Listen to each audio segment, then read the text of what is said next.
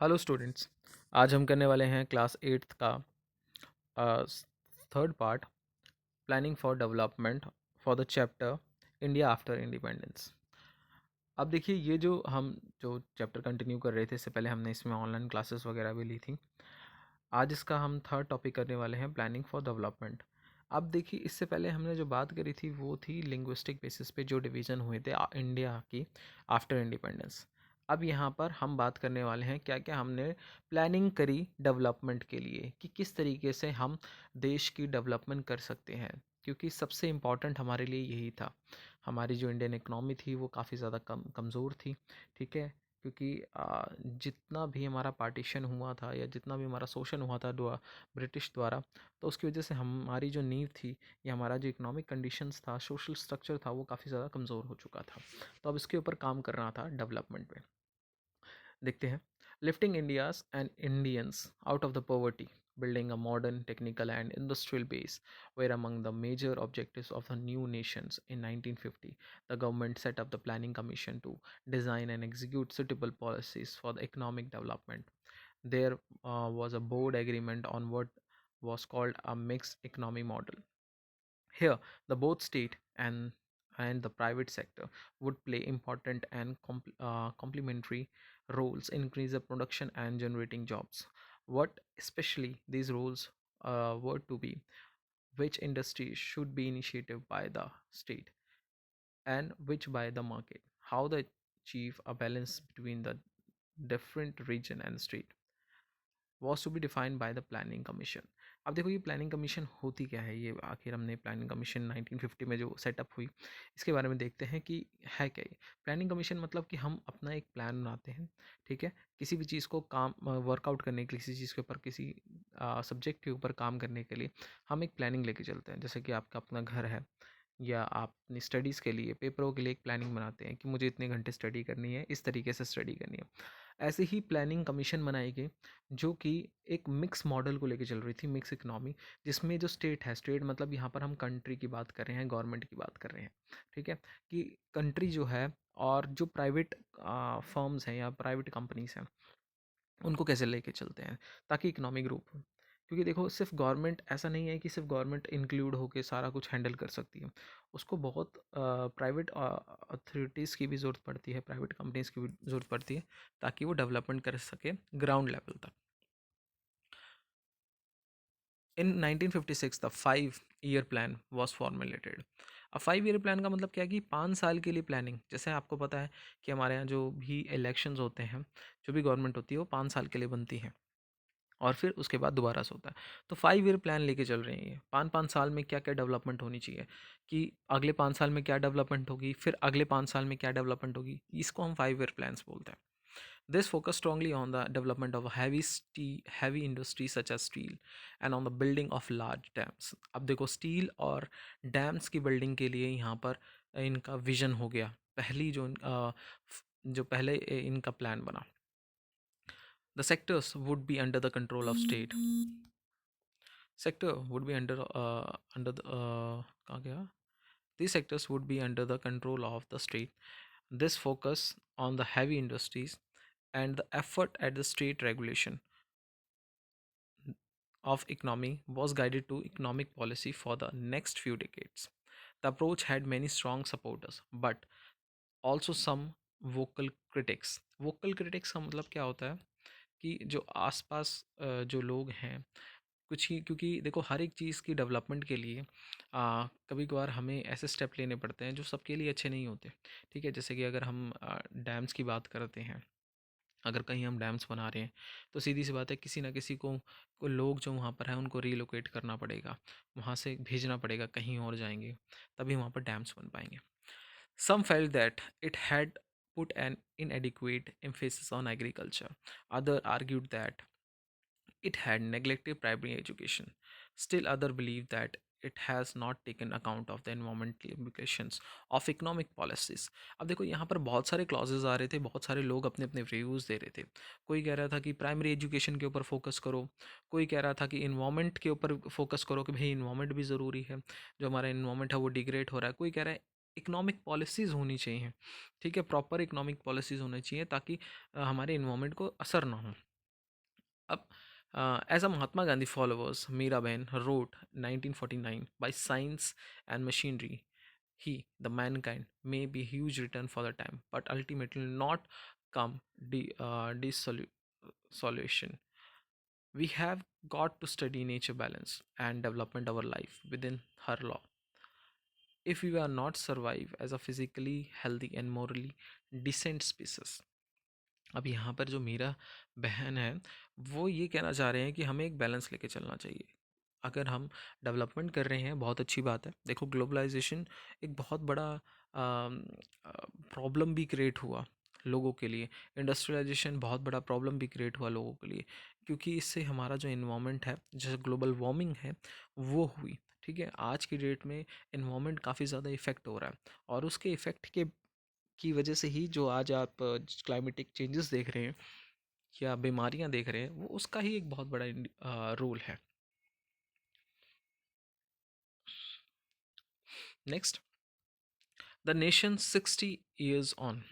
अब हम बात कर रहे हैं कि इतनी सारी चीज़ों के बाद, मतलब ये जो प्लानिंग हुई इनमें, मतलब इसमें से बहुत सारी चीज़ें देखो अभी तो मिसिंग है।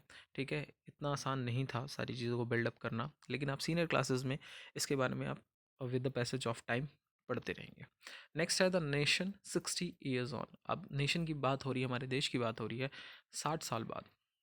On 15 August 2007, Indians celebrate 60 years of the existence as a free nation. How well has the country done in this time, and to what extent it fulfilled the ideal set up in the constitution? That India is still united, and that is still democratic, and are achieved that we are might justly to be proud of. Many foreign observers and felt that India could not survive as single country, that it would be break into many parts, with each region or linguistic group seeking to the form of nation of its own. Other um, believe that it would be come under military rule. अब देखो यहाँ पर अलग अलग visions आ रहे हैं सबके। कोई ये कहता था कि भाई इंडिया इतने ज़्यादा डेवलपमेंट नहीं कर पाएगा, डेमोक्रेटिक कंट्री नहीं बन पाएगा, क्योंकि वहाँ पर बहुत सारे कल्चर हैं, डिविजन्स हैं, ठीक है, रिलीजन्स हैं। तो इस वजह से यहाँ पर ये कभी ना कभी टूट के अलग हो जाएगा, या फिर ये कभी ना कभी मिलिट्री रूल के अंडर आ जाएगा, जैसे पाकिस्तान आया था। However, as many the 13 general elections has been held since independence, as well as hundred of states and local elections, are is a free press as well as independent judiciary. Finally, the fact the people speak different languages or practice different faith has not come in the way of national unity. अब देखो हमारे यहाँ कितने elections हुए हैं, कितनी सारी governments आई हैं, कितने सारे चेंजेस आए हैं टेक्नोलॉजीज़ में। ठीक है, और कितने अप एंड डाउन्स, चाहे इकोनॉमिक क्राइसिस क्यों ना हो, ठीक है, ये कोई भी चीज़ है जो कि क्लाइमेटिक्स हैं, लेकिन हमारे देश ने उस चीज़ को हमेशा ओवरकम करा है। हमें ऐसा नहीं है कि बहुत ज़्यादा झेलना पड़ा है कभी कभार। हाँ, कभी कभार लोग जो है क्रिटिसाइज ज़रूर करते हैं गवर्नमेंट को, but it's a part of democracy. हमारे पास ये अधिकार है कि हम गवर्नमेंट को क्रिटिसाइज़ करें। हमारे पास एक अच्छी इंडिपेंडेंट जुडिशरी है। जुडिशरी फ्रीली वर्क करती है, उसमें कोई भी इंटू नहीं कर सकता। हमारे पास एक प्रेस है, ठीक है, जो हम न्यूज़ सुनते हैं। ठीक है, कुछ प्रेस हमारे बाइस्ड भी होते हैं, लेकिन इनके पास फ्रीडम होती है कि कोई भी चीज़ को ये सामने पेश कर सकते हैं। तो ये एक बहुत इम्पॉर्टेंट पार्ट पड़ता है नेशनल यूनिटी का। On the other hand, deep divisions and persist despite constitutional guarantees and untouchables such as Dalit, or they are not verified to the Dalits face violence and discrimination. In many parts of the rural India, they are not allowed access to water, source, temples, parks and public places. अब देखो ये भी एक important बात है, क्योंकि India में आज भी ये सब चीज़ें चल रही हैं। सिंस इंडिपेंडेंस आज भी हमें देखने को मिलती है। जातिवाद, कास्टिज़म, ये कभी ख़त्म ही नहीं होता। रिलीजन, धर्म, ये चीज़ें, काले गोरे, रिच पुअर, मैन वुमेन, ये सारी चीज़ें कभी ख़त्म नहीं हुई हैं, और शायद एकदम से ना भी ख़त्म हो पाए, बहुत समय लग जाए।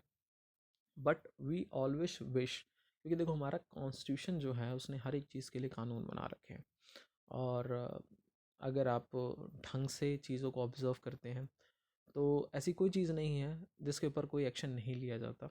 ऑल थ्रू वो थोड़ा सा लाइमलाइट में अगर आ जाए तो ठीक है, अगर वो आ जाता है तो उसके ऊपर पूरा एक्शंस होते हैं, लेकिन वही चीज़ें हो जाती हैं कि आवाज़ उठाने वाले लोग बहुत कम हैं इन चीज़ों के ऊपर। And despite the secular ideas enshrined in the constitution, there have been clashes between the different regions groups in the many states. मैंने पहले भी आपको ये सेकुलर का मतलब बताया था। सेकुलर का मतलब ये होता है कि when you believe in no religion, कोई धर्म में आप मानते नहीं हैं या सभी धर्म को इक्वल मानते हैं, तो उसको हम सेकुलरिज्म कहते हैं। मतलब आपने ये नहीं कहना मैं हिंदू हूँ, मैं मुस्लिम हूँ, मैं सिख हूँ, मैं ईसाई हूँ, मेरा धर्म ऊपर है, बाकियों का धर्म की कोई वैल्यू नहीं है, ये चीज़ गलत हो जाता है। ठीक है, तो सेकुलर का मतलब सब, जो सबके लिए इक्वल हो, सब धर्म उसके लिए इक्वल हो। Above all, the observation are noted. The gulf between the rich and the poor are growing over the years. अब अमीर गरीब वाला भी स्ट्रक्चर बिल्कुल है। Some part of the India or the some groups of the Indians have been benefited great deal from the economic development. They are enlarged in the houses and they dine in expensive restaurants. Send their send their children to expensive private schools and take expensive foreign holidays. At the same time, many others continue to live below the poverty line, house in the urban slums, or living in the remote village on the land and yield little. They cannot afford to send their children to the school. अब देखो यहाँ पर एक अमीर और गरीब का भी डिवीज़न बताया गया है। कई लोग तो ऐसे हैं जो कि महंगे महंगे रेस्टोरेंट में जा रहे हैं, खाना खा रहे हैं। कई ऐसे बेचारे जिनको शायद एक वक्त की रोटी भी नहीं मिलती, नसीब नहीं होती। तो ये जो डिफरेंस है ना, ये बहुत बड़ा है। और इस डिविजन्स को तो देखो डेवलप्ड कंट्रीज़ भी नहीं हटा पाई हैं आज भी। तो इंडिया में तो अभी बहुत समय लगेगा इन सब चीज़ों में। The constitution recognizes equally before the law, but in the real life, some Indians are more equal than others, judged by the standard it set itself at independence. The Republic of India has not even great success, but it's not been a failure either.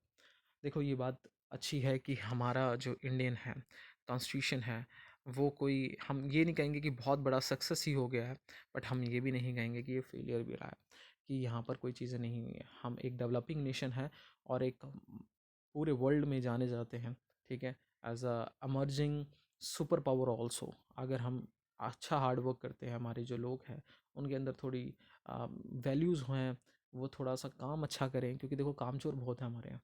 ठीक है, उस कामचोरी की वजह से ना यहाँ पर जो बैलेंस है वो बन नहीं पाता। ठीक है, गवर्नमेंट भी अपनी पॉलिसीज़ मेकिंग अच्छी करे तो हम बहुत जल्दी डेवलप करेंगे और एक सुपर पावर की तरह अमर्ज हो सकते हैं, क्योंकि पॉपुलेशन बहुत अच्छी है हमारी। और सबसे अच्छी बात, हमारी जो पॉपुलेशन है उसमें यंग जनरेशन का रेशो बहुत ज़्यादा है। सो यहाँ पे आपका ये चैप्टर ख़त्म होता है। अगर आपको कोई क्वेरीज होती है तो आप मुझे व्हाट्सअप कर सकते हैं। ठीक है, थैंक यू।